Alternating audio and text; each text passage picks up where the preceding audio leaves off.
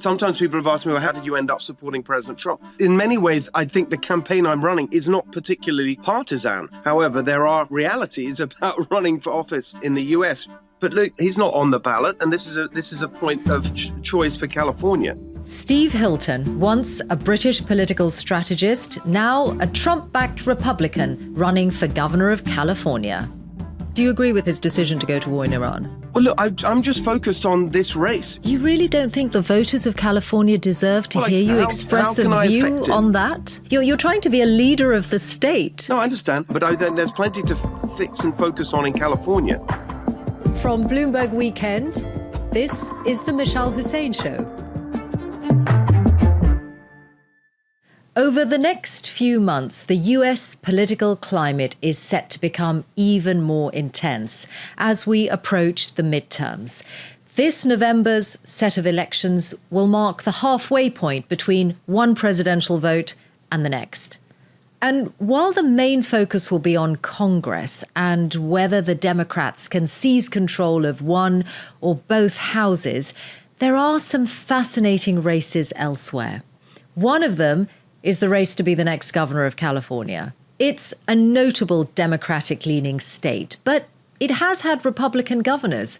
Ronald Reagan, more recently, Arnold Schwarzenegger. And this time, a Republican is through to the final stage, one of the two candidates who'll be on the ballot in November. His name is Steve Hilton, and he's unusual, not least because he only became a US citizen 5 years ago.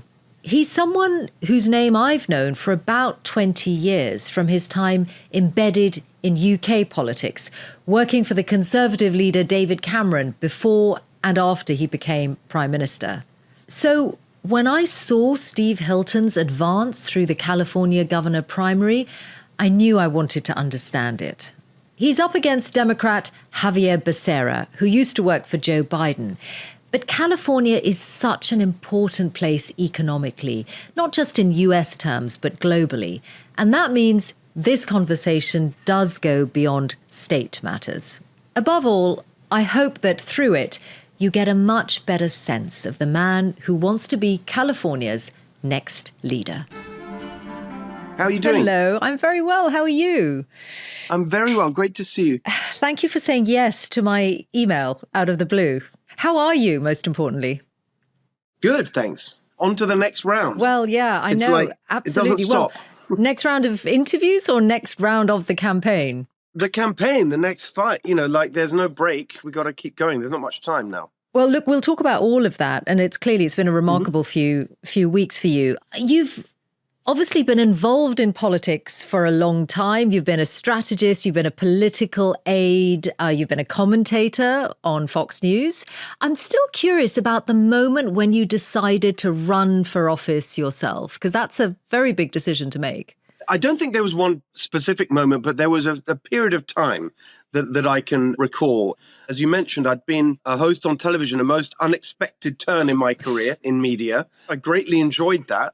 But as the years went on, I felt that I wanted to get back into actually doing things rather than just talking about things. I love California, been living here since 2012, raised my family here, started a business here. I could see that things were going off the rails pretty badly from a policy point of view. So I started a policy organization, Golden Together, started working on some of our big problems in California. I then started engaging with Sacramento, trying to advance those policy ideas through the legislature. And that was the point where I realized just how dysfunctional and broken California's system of government is. Because every single meeting I had with legislators, Democrats, Republicans, it was the same story. Yes, you're right. These policies you're advocating would make a huge difference. We'd get more housing built. We'd lower the cost. All those things are true. However, it can never happen because The unions won't allow it. The climate activists won't allow it. The system just can't make it happen. And I just realized then that something has to change. Otherwise, this state that I love is just going to continue to decline. Yeah, it's the state you've made your home, in the country that you've made your home, having left the UK. And we're going to dig into all of this and the nuts and bolts of your campaign in a moment. But I just want to understand you more broadly to start with. Would you say that being on Fox, having that kind of prominence on TV, that's got to have played an important role in rising in the Republican Party, right? Donald Trump, it helped his rise because he was known from television and he was a fan of your show on Fox. I think that's right, that it gives you a platform.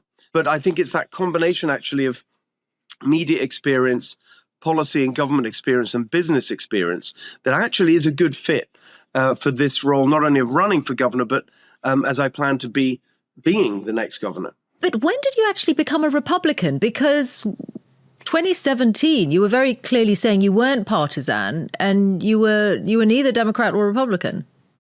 Well, it's interesting. In many ways, I think the campaign I'm running is not particularly partisan. It's based on some broad common sense principles that I think most people can get behind. So I've never thought of myself as a particularly partisan person. However, there are realities about running for office in the US. It's basically a two-party system.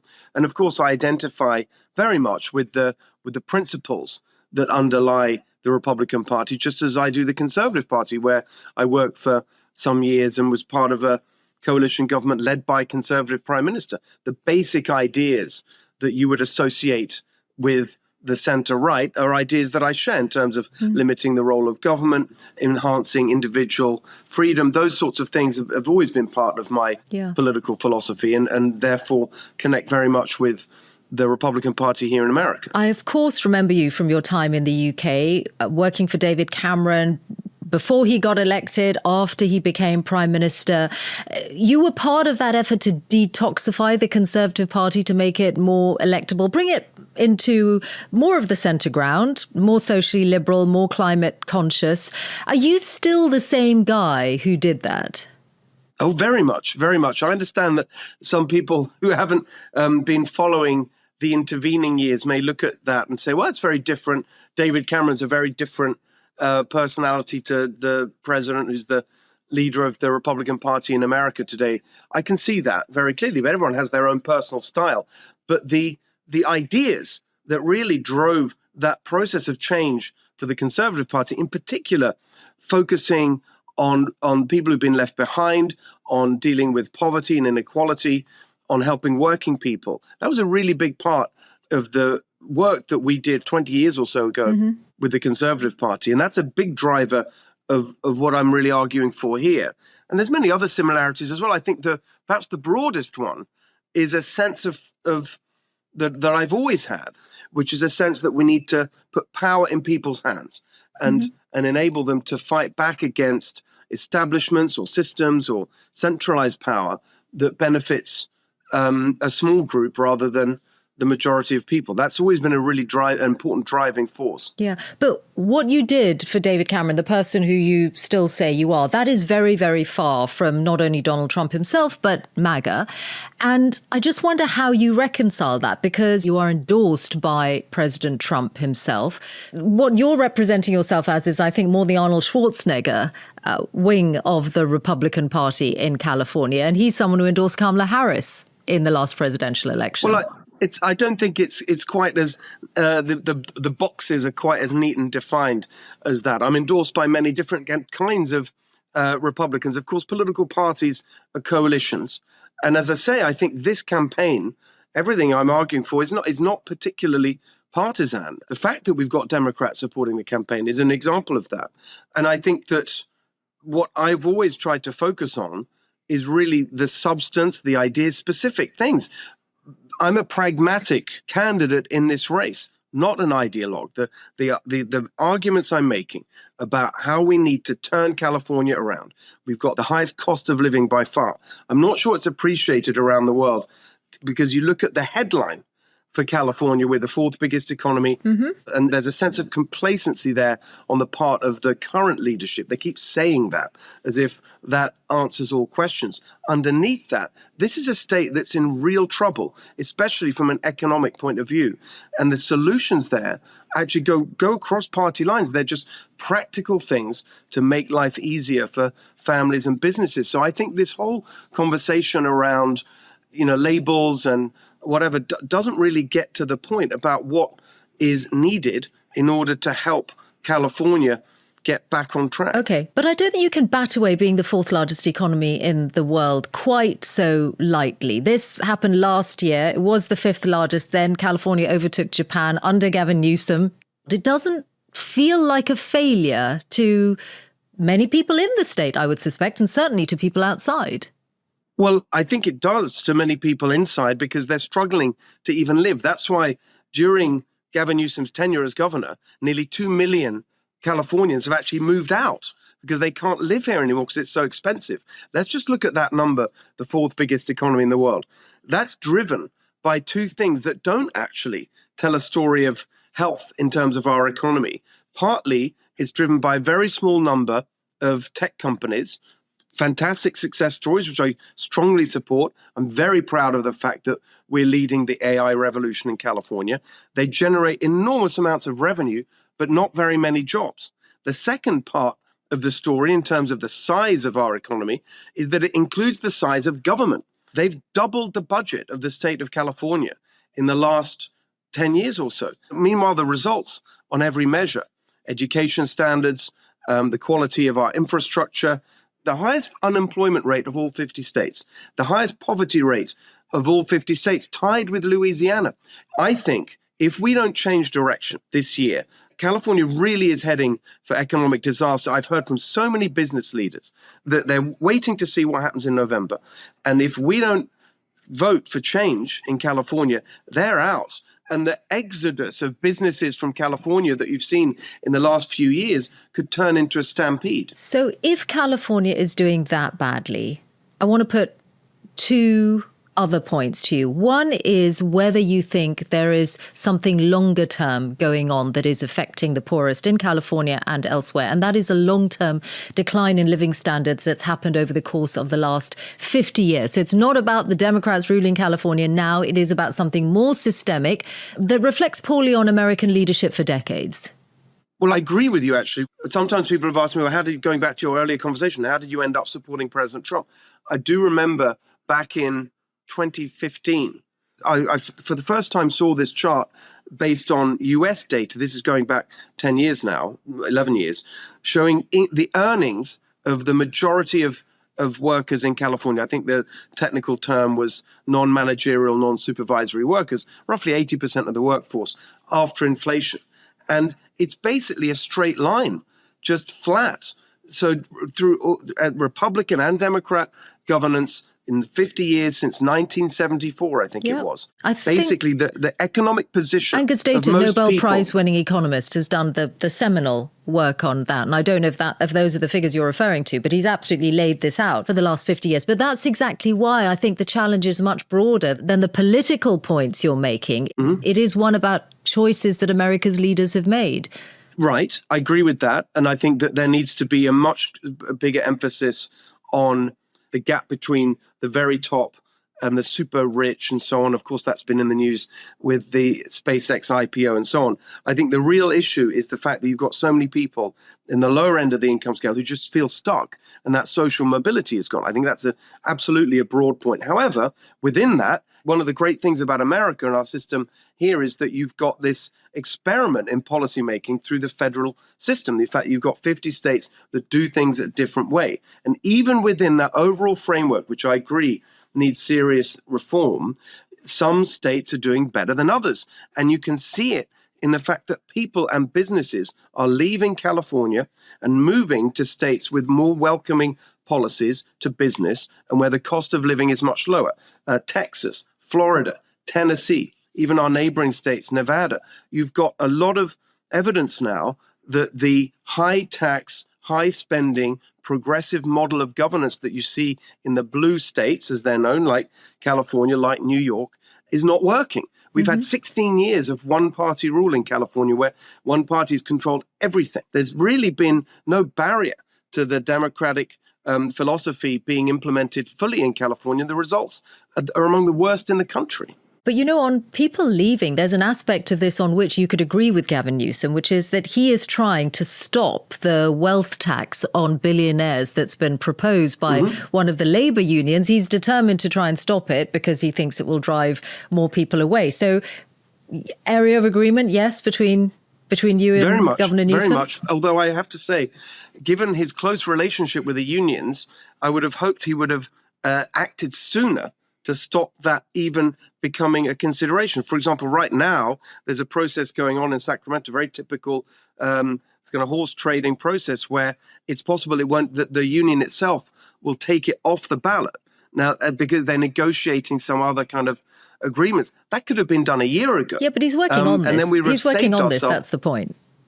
No, I agree with that. But as often with Gavin Newsom, a little bit more attention and focus earlier would have worked wonders. The other point I wanted to put to you about your economic critique of California is a question really about whether the policies of the federal government are playing a role in making life more unaffordable for Californians. Well, it's certainly true that which examples are you thinking of? I'm wondering, well, let's take tariffs for starters and their impact on the cost of some goods. Well, I think that if you look at the detail on that, it's nothing like as significant. We have the highest grocery prices, for example, in the country. The main drivers of that are policies made in California. Energy costs the highest in the country. The labor and environmental regulations that make operating here so expensive. Can I give you others? This is Bloomberg analysis from earlier in the year that the jumps in the prices of children's clothing, tools, outdoor equipment, furniture, bedding, motor vehicle parts, all of this is linked to tariff policy and trade policy that the administration brought in last year. Yeah, but if you basically look at where we settled on tariffs, in terms of the percentage rates, and then you look at the way that the international trading system has worked for a long time before the tariffs, it is a leveling of the system. And I think that the impulse that drove that policy is absolutely correct, which is that there hasn't been fairness. Most other countries, most of America's trading partners, for example, have a value-added tax, which distorts the picture in terms of imports and exports. So you support the imposition of tariffs? Well, it's not a California state policy, so I try and avoid weighing in on policies where that aren't really the subject of this campaign. I mean, I can give you a general observation that I think it was important to try and do something to bring manufacturing back to the US, and that's happening. Unfortunately, it's not happening for California. Okay. That's a really good example. I mean, I've read you talking about global and supporting globalization. So has your view completely changed on that? Because that was something that you used to say you believed in. That globalization was a force for good and a force that created wealth rather than reduced it. For sure, it's lifted. Yeah, right. But you've got to. Nothing is all good or all bad. I mean, I think the point about policy generally about in all sorts of areas, it's about trade-offs. And of course, it's true that over the years that we've seen the globalization of trade and so on, you've seen tremendous advances in economic opportunity in some parts of the world. And that's a good thing, obviously. I think anyone would support that. But at the same time, partly because of sometimes the speed of transition, partly sometimes because of the concentrated effects of a transition, so places have really lost out and suffered. And so the policy goal is to try and keep as much of the positive while alleviating the negatives. And I always bring it back because I am running now for governor of California. What does it mean in California? Going back to the AI companies, you look at NVIDIA, Anthropic, these big companies making major investments in the US, none of them in California. The job creation that's coming from the AI boom in America is happening outside of the home state of those companies. And that's something I want to change. So we get the full stack, as I describe it, of AI jobs in California. So I do want to ask you about your attitude to big tech, because I remember you being really critical of these companies, Facebook as it was then, Amazon and Google, talking about their dominant position, how you'd like the kind of framework where if they became too dominant in the market, then you'd want them to be treated as a monopoly, that you'd want maximum pay rates for senior executives. Have you changed your mind? And at that time, you were talking about regulation of big tech being really important to you. And now I don't see that kind of thing in your policy, in your set of policies. I've changed my job, which is now running for governor, and as I plan to be governor, my job, my responsibility. And does that mean you can't afford to take on big tech? If I just finish the point, which is that it's my responsibility will be to support every business in California to help them grow, so we create jobs and wealth and opportunity in our state. So regardless of my personal opinions about this or that company, I see it as the responsibility of the governor of any state to stand up for the people and the businesses, small business, medium-sized, big global corporations, whatever it is. That is my responsibility. So what is your personal opinion of big tech? Well, I think that, like we were just talking about in other areas, brought tremendous advances and changed people's lives in a positive way. I'm hugely proud of the tech sector and the fact that we're leading and dominating once again in this new wave of innovation. That's fantastic, and I'm proud of that. But as with everything, there's positives and downsides, and the goal of policymakers should be to be really careful about not sort of leaping into trying to fix things. There really is a danger of overcorrecting and having unintended consequences. I think that's the skill of governance. And I think that when you look at tech, of course, it's had positive transformational effects. And remember, people are choosing to use this technology. No one's forcing it on anyone. People are using it because they find it helpful. And businesses are using it because they find it helpful. I don't want to stand in the way of that. Yeah. And I do understand, of course, that you're doing a different job now, and running for office is different to being a commentator and having much more freedom when you can say. But there is also a question of belief and core principles. And you clearly felt strongly and thought a lot about tech, not least because you've spent so many years seeing it up close and living in California. So do you not have any concerns today about the dominance of these companies in our lives? They're a key part of the stock market. A lot of American wealth is wrapped up in them. They're at the forefront of AI, which will change, if not destroy, many jobs. Like, have those concerns gone away, or you just can't talk about them anymore? No. I think that, well, first of all, not just observed, I started and ran a tech company. I taught at Stanford University. So I absolutely agree with you that you're seeing companies with a huge transformational effect. But that's new, and it's what innovation is. We've got to be careful about what happens. That's my attitude to the whole question of the impact of technology on society, is to just be very open about what's going on, but not necessarily think that we, as and speaking now as someone who's running for office, has the ability to really drive a change without causing unintended consequences. Right now, for example, on AI, you've got major disagreement about what's happening, even within the leaders of the sector. No one really knows. What do you think is going to be your biggest hurdle in this race in the next few months? Well, I think it's actually a belief that we can turn the desire for change. There's no question that California wants change. Every single piece of data you look at shows that. There's a clear majority of people who think that we're on the wrong track and that we need to change direction.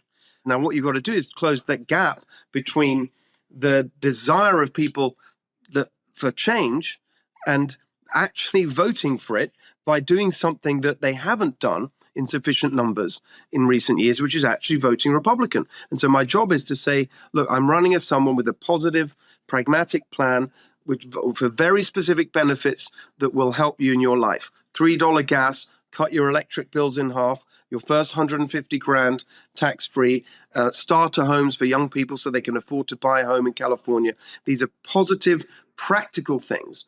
And my job is to get out there and show people how it can be done. And then I think we'll win. I'm very confident of that. You're going to need to have Democrats vote for you, essentially. I absolutely. I mean, it's a clear requirement that, given the numbers that you've seen in recent years, of course it's true that Democrats and independents, as it's called in California, no party preference voters, need to join our movement for change. They already are. I mean, we've been doing events up and down the state for a year now, town halls, hundreds of events. Thousands and thousands of people now have come out. Many times people come along, they're open to everybody. And many times someone would stand up and say, I'm a Democrat, I've never been to a Republican event before, I voted for Kamala Harris, but something's got to change in California. You're already seeing that happen. And I just wonder if that gets more difficult from this point onwards, because President Trump's popularity has declined. He's endorsed your ticket. You've thanked him for that. You are asking people who often will not like him at all and will feel harmed by some of his economic policies, or who are angry at the war in Iran, to vote for you. No, I understand that, but look, he's not on the ballot, and this is a point of choice for California. Do we keep going in the same direction, or do we want to make a choice to go in a new direction? There's a sense of desperation, and I think that is driven by factors that are created in California. You mentioned the war, the Iran war. Of course, that's lifted up gas prices right across the country. But they are $2 a gallon higher in California than anywhere else today. Do you agree with the Iran war? The prices you're seeing around the country that people are complaining about as being incredibly high, we would have welcomed that in California before the war, because they're way lower than we had imposed here. President Trump is president in all these other states that have far lower cost of living, gas prices, electric bills, housing costs, you name it. And so it's clearly not his policies, it's California policies that are the problem here. Do you agree with the Iran war, his decision to go to war in Iran? Well, look, I'm just focused on this race. I'm really not a commentator on every political issue right now. There's plenty to fix in California. That's my focus, 100%. You really don't think you need to, or the voters of California deserve to hear you express a view on that? That's not the point. It's just to know where you stand on it. You're going to be you're trying to be a leader of the state. No, I understand. I understand, but there's plenty to fix and focus on in California. And as I said, I'm not a political commentator. I can give you my very strong view that it's completely dangerous for the whole world for Iran to have a nuclear weapon. I think the basis for that is something that's broadly shared across all political parties. That's why leaders of all kinds have been trying to deal with this situation for many, many years. I've also expressed a strong belief that, remember, my parents are Hungarian. They fled communism in Hungary. I've always believed that the way in which the Iranian people have stood up to this brutal authoritarian regime, something that we should support. So just as you take the side of people trying to overthrow oppression generally, that's something of course I believe in. Now, that doesn't mean that I've spent any time looking at the specific details of the implementation of this or that policy. I'm 100% focused on California. You know how President Trump is talking about the regime members now who the US is dealing with: rational, smart, strong, not radicalized. It's the same regime, and that's the way he's referring to them now. Look, as I said, I'm just not. I actually hadn't even heard those comments. Truly, it's a big state. I'm on the road from morning till night, up and down this state, making our case, and I'm just not focused on anything other than California right now. Okay. Well, then you mentioned your parents and them fleeing communism. And I can imagine that experience, clearly formative for them, formative for you as well growing up. I guess, is it part of why you became a conservative? Because you were not going to grow up to be someone on the left of the political spectrum ever. I think that's probably part of it. One of my earliest political memories is in the UK. I was born in the UK. Both my parents are Hungarian. Also, my stepfather's Hungarian. My parents split up when I was young. My dad went back to Hungary. My stepfather's Hungarian, also someone who actually ran across the border with Austria and ended up in a refugee camp. And like so many working class immigrants, he had a massive appreciation for the opportunities of being in a free country. I grew up in a regular working class immigrant home. He worked construction. He was a builder, as you'd say, in England. And I really remember very strongly around the early 80s, when Margaret Thatcher had been elected, this sense that she was for the workers, she was for working people, and people who wanted to, and the word that became very commonly associated with that, strive and make progress and get on in life. And that sense of pursuing opportunity, climbing the ladder of opportunity, upward mobility through hard work and effort, that was something that I found that was very formative as I was growing up. And I think that's part of it too. And so that family experience in making a different life, fleeing communism, how does it make you view Cubans today who, unlike in the past, are being deported, some of them with criminal records, but not always? These are also people who fled communism. Well, I think that I understand deeply, as you just noted, the desire for freedom, but you can't, all of these migration patterns, immigration and migration across borders, everything falls apart if it's not done in a way that is legal and controlled. Everyone must accept that you can't just have an open borders system. It just causes chaos. And so support for immigration, for welcoming people who are fleeing persecution, all those things. I've always, actually, David Cameron used to talk about it the same way. Support for all of that depends on the government controlling that. And when the government fails to control it, support declines. You can actually see that change in public opinion. You saw a drop in support for immigration and welcoming asylum seekers and so on in the US during the open border years of Joe Biden's administration.